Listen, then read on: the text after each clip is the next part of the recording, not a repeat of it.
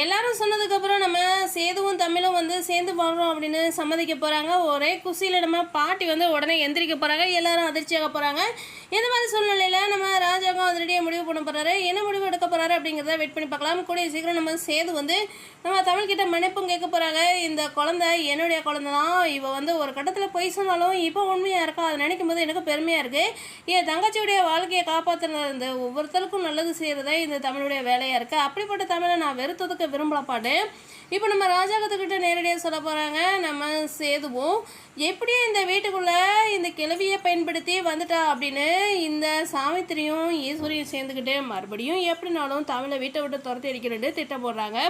அது நடக்கவே நடக்காது. ஏன்னா நம்ம அப்பத்தா வந்து அவங்க பக்கம் இருக்காங்கன்ற மாதிரி வந்து சித்ரா சொல்கிறாங்க. அந்த அப்பத்தா பக்கம் இருக்கிற வரைக்கும் தானே, இல்லாத வரைக்கும் அப்படின்ற மாதிரி வந்து அடுத்த ஒரு பிளானை போடுறாங்க. என்னென்னா நம்ம பாட்டிக்கும் நம்ம தமிழுக்கு இடையே பிரச்சனையை உருவாக்க போகிறாங்க இந்த ஈஸ்வரி. என்ன பண்ணுறாங்க அப்படிங்கிறத வெயிட் பண்ணி பார்க்கலாம்.